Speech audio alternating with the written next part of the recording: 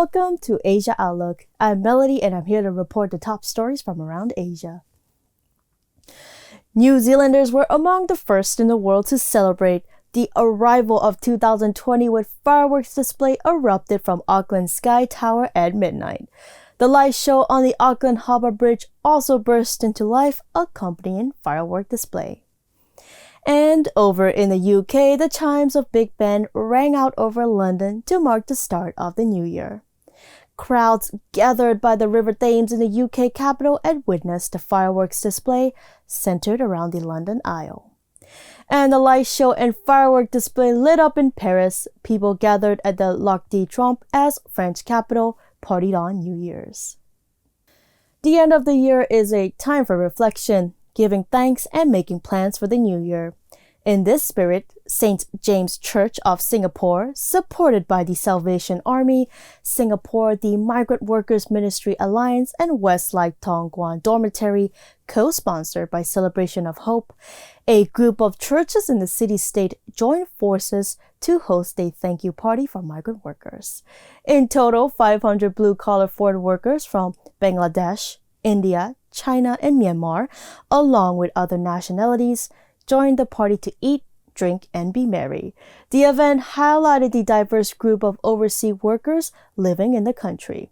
Let's take a look at this heartwarming gesture.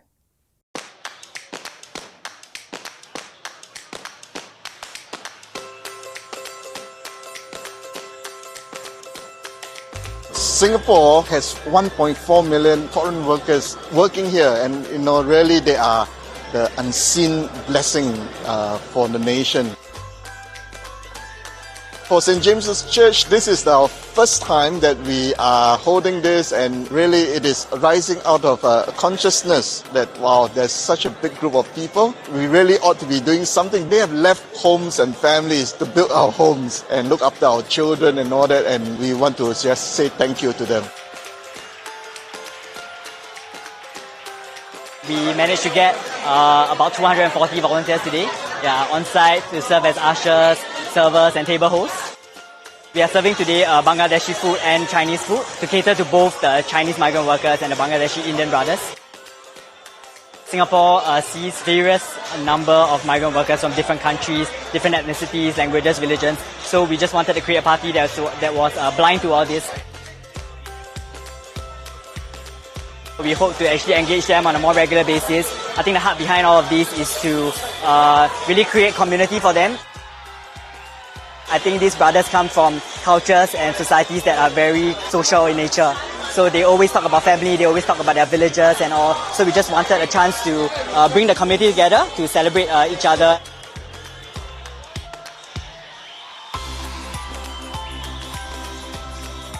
I think in Singapore, we don't always get exposure to low-wage migrant workers. I think a lot of Singaporeans are blind to this whole bunch of people in Singapore because we don't really see them often and they are usually working late hours, long hours. I think such opportunities really give them a chance to really get to know them, get to integrate into our society better and just really give them a sense of community.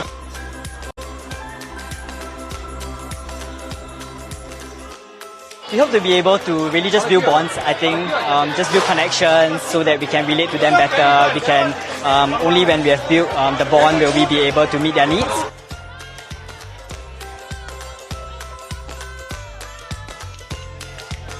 Reuters report that Turkish police have detained 7 people, including 4 pilots for helping the former Nissan boss, Carlos Ghosn, travel to Lebanon. Ghosn faces multiple charges of financial misconduct in Japan, but he broke bail and fled the country, touching down in Istanbul en route to Lebanon. It is not yet clear how Ghosn, who holds multiple passports, was able to reappear in his country home of Lebanon. It reportedly took 3 months for him to form his escape plan. Meanwhile, a French official said the country will not extradite Ghosn if he arrives in France. Ukraine's government and pro-Russia separatists have concluded a prisoner swap. The long-awaited exchange saw all remaining detainees on each side returned. The Ukrainian and Russian president agreed on the swap this month.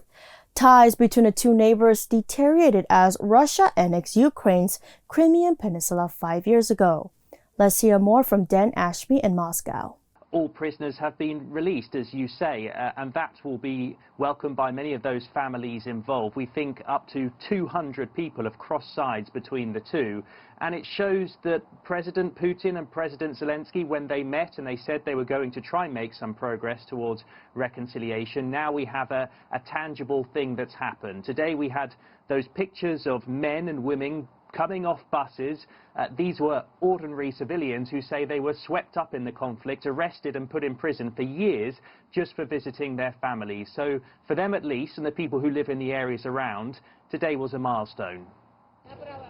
Prisoners who've been held for years, now all released as the Ukraine conflict edges another step to the side after a 5-year conflict that has claimed more than 10,000 lives. It began after a revolution in Kiev brought in a pro-EU government, prompting Russian-backed separatists to take control of the pro-Russian eastern part of the country. 5 years on, there are still major issues to resolve. Ukraine wants control of its border, it says, to stop Russians pouring through. But Mr. Putin says he fears residents of separatist areas would be massacred. The Ukrainian side keeps insisting, give our troops the opportunity to close the border. But I understand what would happen next. There would be Srebrenica. That is it. So the prisoner swap remains just a small step. So Dan, despite the prisoner swap, there hasn't been much movement on the other big issues.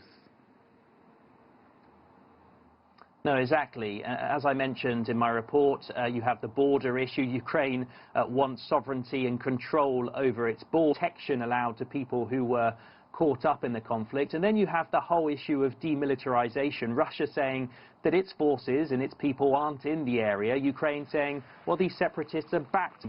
Disagree. The strange thing here is that we actually have the Minsk Accords, which set out a pathway for stabilization, if you like, but it's all about how that is executed, when it happens, in what order, and whether Ukraine and Russia think each side is acting in good faith, because Ukraine thinks that President Putin often doesn't act in good faith, is just looking out for Russia's interests. So there has been some skepticism and pressure on Zelensky not to give too much to President Putin. But now we have this prisoner swap. It does seem like there's some progress, and people will now be looking to see if they can turn that into some substantive work on the bigger issues. All right, CGTN's Dan Ashby live there in Moscow for us. A missile strike targeting a military parade in southern Yemen has killed. For that, it happened at a graduation ceremony for recruits backed by the United Arab Emirates in the fight against the Houthis.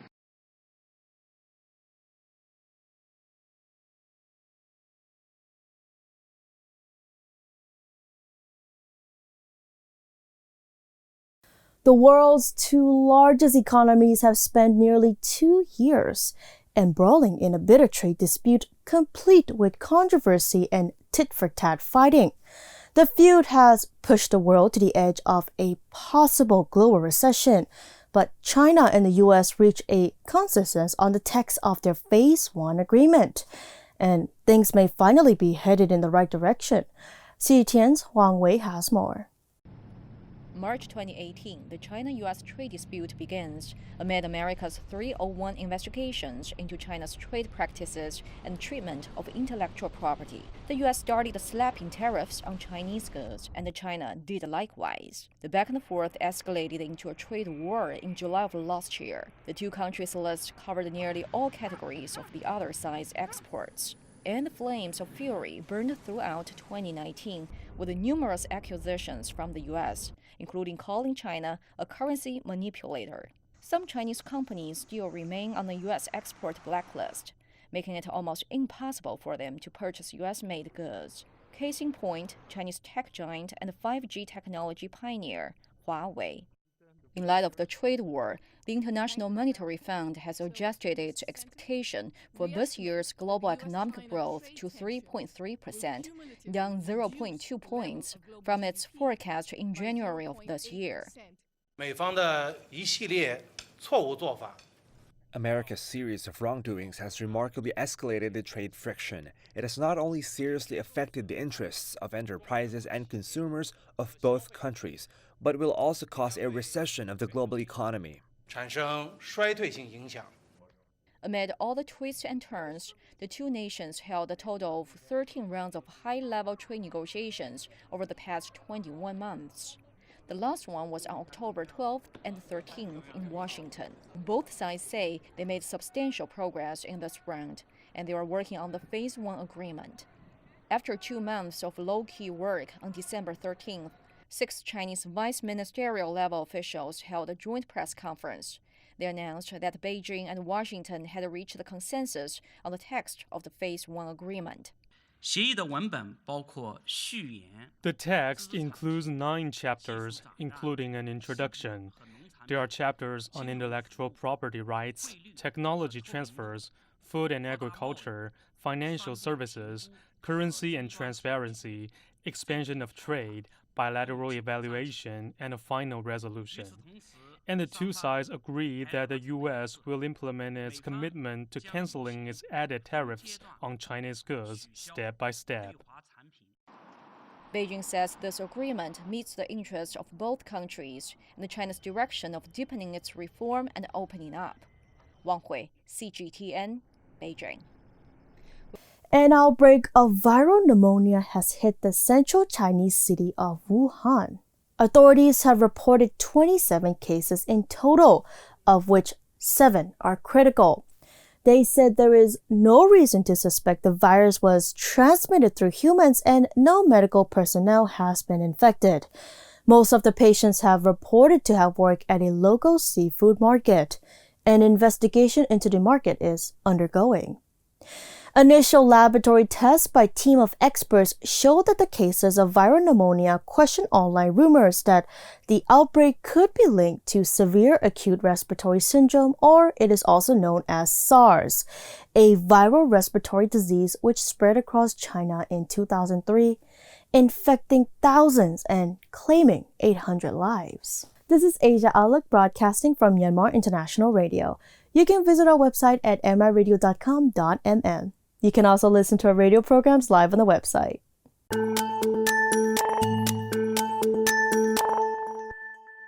DPRK leader Kim Jong-un has declared that Pyongyang is abandoning its moratorium on nuclear and intercontinental ballistic missile tests.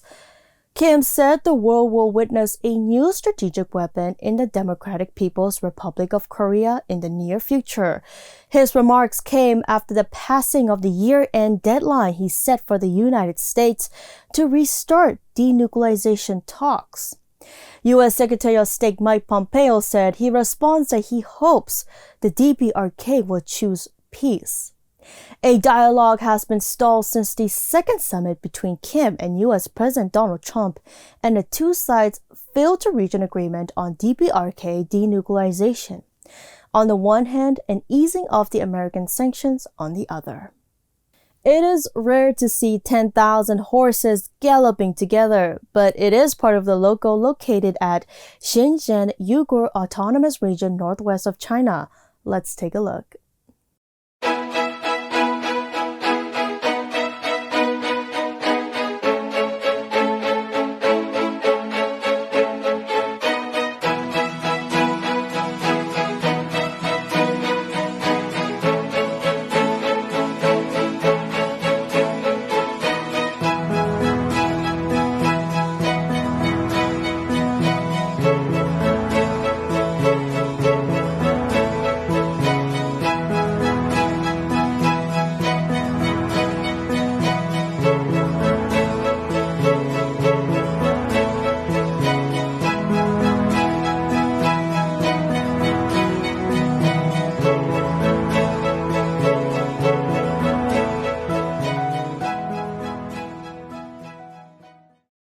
People in the Kazakh city of Almaty pay tributes to the victims of Friday's December 27th plane crash that killed 20 people and injured over 50 others.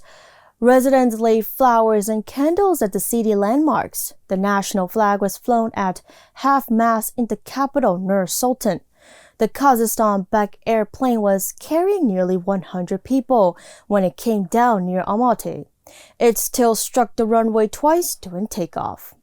An investigation into the accident is underway. Kazakhstan has suspended all flights operated by the company. Two nuclear issues. Denuclearization talks between the DPRK and US and the Iran nuclear deal have dominated much of 2019. Since the White House decision to walk away from the Iran agreement, the economic consequences of reimposed sanctions have spilled over into some of the worst protests the Islamic Republic has seen in decades. Let's hear more about this from CGTN's Jim Stayman in Dubai. We have reached an agreement on the Iranian nuclear issue. The Joint Comprehensive Plan of Action was meant to curb Iran's nuclear ambitions and reintegrate the country into the global economy. But all of that may just seem like a distant dream as 2019 draws to a close. The Iranian regime supports terrorism and exports violence, bloodshed, and chaos across the Middle East. In 2018, the Trump administration walked away from the Iran nuclear deal, citing Tehran's destabilizing influence across the region. It was a controversial move as Iran until that point had stuck by the historic agreement. This year, the White House engaged in a maximum pressure campaign that's devastated Iran's economy, though its leaders have refused talks unless the US drops recent sanctions. Any mediation should be how they can come back to the negotiating table that they left. Going up to April, we had the tightening of the sanctions on Iran. Obviously, that took a lot of Iranian oil off the market. That move contributed to rising inflation, an 80% collapse in crude oil exports, and an unemployment rate of 12%. Iran no longer benefits from sticking to the nuclear deal. It made several violations in 2019, including resuming the enrichment of uranium. So far, these haven't proved serious enough for other signatories like the UK, Russia, or China to follow in America's footsteps. The EU even launched a border-like system allowing limited trade with Iran while circumventing US sanctions. The economy is not in good shape. There's a risk that the Iranians may repeat something like the attack on Amqaik. But Iran denies responsibility for the September assault on Saudi Aramco, which temporarily wiped out over 5% of global oil supplies, as well as a series of attacks on vessels in the Strait of Hormuz, a key gateway for the world's oil industry. Still, former U.S. Secretary of State John Kerry, who helped negotiate the nuclear deal, linked these incidents to the U.S. withdrawal. The escalation is the absolutely foreseeable, and it was foreseen that this is what would happen. But few could have anticipated the mass protests that broke out in mid-November as Iranian demonstrators took to the streets across the country after the government announced gas prices would increase by up to 200%. Demonstrations morphed into broader anti-government rallies where, according to Reuters, about 1,500 people are believed to have lost their lives in what's been called the bloodiest crackdown on protests since the Islamic Revolution of 1979. While most violence may be over for now, the economic grievances behind the protests remain unsolved and could prove a major headache for the Iranian regime in 2020, especially with elections around the corner. Jim Stenman, Dubai. South Korea's Constitutional Court has rejected an appeal to overturn a 2015 deal with Japan that aimed to settle a dispute over Japan's wartime use of sex slaves. The petition was filed by some 4 dozen victims and their families. They argued that the agreement was unconstitutional and infringed their basic rights. The deal has already been effectively abandoned by President Moon Jae-in. He has called it seriously flawed and inadequate to resolve the issue. The high-speed railway line connecting Beijing and Zhangjiakou in North China's Hebei province starts service on Monday. The railway line is a major project for the 2022 Olympic and Paralympic Winter Games. Let's take a look.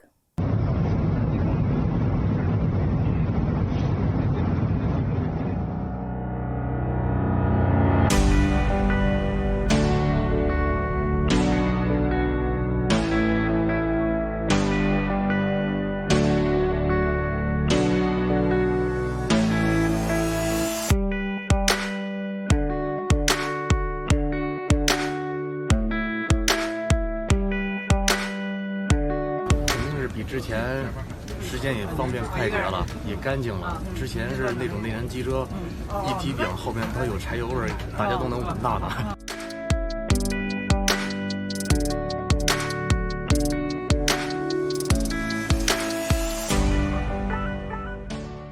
This is Asia Outlook broadcasting live from Myanmar International Radio. On FM, make sure you catch us on 96.1 FM in Yangon, 96.5 in Mandalay, and 96.7 in Naypyidaw. You can also download MI Radio app on both iOS and Android devices for your own convenience.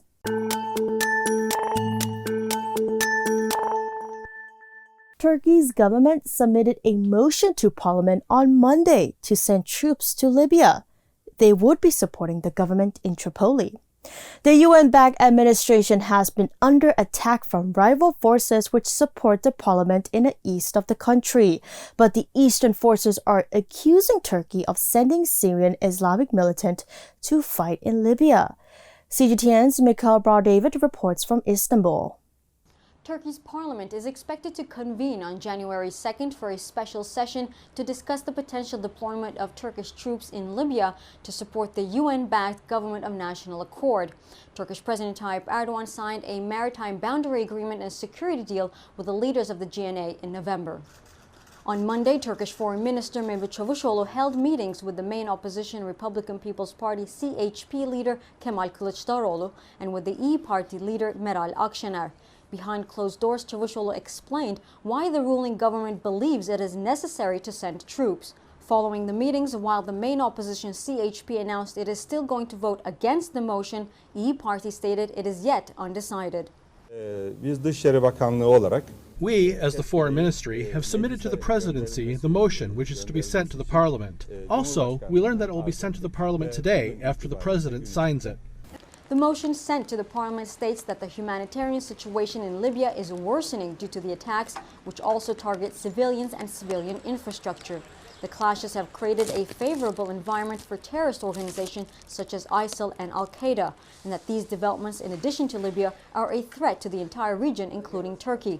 It also adds that the rival to the GNA, Khalifa Haftar's Libyan National Army, has declared Turkish companies operating in Libya, Turkish citizens residing in Libya, and Turkish-flagged ships in the Mediterranean as targets. The motion would give Turkish President the power to make decisions regarding the extent, scope, and timing of the deployment of troops overseas.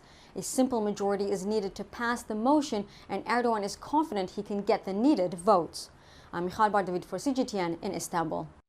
Authorities are working to ease flooding across the Indonesian capital of Jakarta. Hundreds of pumps were deployed to suck water out of residential areas, which allows some to return home. Tens of thousands of people, however, remained in evacuation centers as more rain is predicted.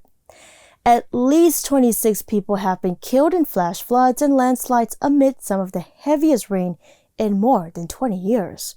Train lines have also been blocked and power outages have been reported in some areas. Russia and Ukraine companies have averted a potential gas cutoff to Europe by signing a last-minute multi-billion-dollar deal. The agreement will ensure that Russia gas can still transit west via Ukraine. Once again, CGTN's Dan Ashby has more from Moscow. 24 hours before the old deal expired, a new deal has been struck, and Ukraine says it will get $7 billion over 5 years in a deal with Russian gas giant Gazprom. That's good news for both Russia and Ukraine, who want to show the world that they can ensure energy security in Europe. The deal was in jeopardy, though, because relations between Ukraine and Russia have been so strained since 2014. Recently, we've seen a thaw, though, with a historic prisoner swap between Ukraine and its separatist regions, and this will be seen as putting another big issue to bed. So it's good news for the Russian and Ukrainian companies involved, also for European customers. And the question for 2020 is, will we continue to see a thaw in Russian and Ukrainian relations throughout next year? Dan Ashby, CGTN, Moscow. Taking classes help older people learn new knowledge and make new friends. But the growing number of education institutions in China can't keep up with the growth in demand. It's never too late to learn. Chen Yingde has enjoyed the sound of the piano since childhood. Now in his 70s, he's finally able to play. Since I retired, I had the opportunity to attend a university for the elderly, and I started learning piano. The school didn't have a piano at first, so Chen and his classmates practiced on paper. Later, I bought him a piano, and he was very happy. He said he has finally realized his dream. Playing the piano has become a key part of Chen's life. Every day, he sits and plays for a while. Chen said it has improved his memory and enriched his mind. My ultimate dream is to accompany my wife as she sings. This is the level I hope to reach. However hard it might be, I will hang in and continue practicing. But getting into a university for the elderly takes more than just a thirst for knowledge. It needs luck as well. It's as if we are fighting for the available places. When the university started to enroll, we had to get our name on the list. I got up at 4:30 in the morning, and I was the first in the queue. People behind me were too late. I was very lucky. There are about 80,000 universities for the elderly in China, but that's still not enough to meet the demand. 250 million people are 65 or older. That's 18% of the population, and many people can't get a place. As the population ages, the government aims to put lifelong learning systems in place. Some institutions are setting quotas for new and old to enroll more students. Others are exploring new forms of collaboration. And last year, almost 2 million people were studying online through remote education platforms or television.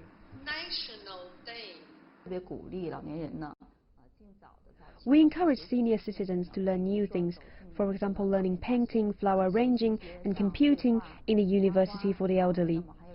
It's a good way to prevent dementia, Alzheimer's disease, depression, and anxiety. We live and learn. It's not a slogan, but a vision for millions of older people across China. Wang Yuan, CGTN. In India, a fire broke out at a battery factory in New Delhi early Thursday, leaving several people trapped. Officials say at least 14 people were injured, most of whom are firefighters at the scene. The cause of the blaze is unknown. According to eyewitness accounts, an explosion was heard before the building collapsed and caused fire. It is the third major blaze in the Indian capital in recent weeks. Traditional weaving is helping support Tibet's town's economy. Let's take a look.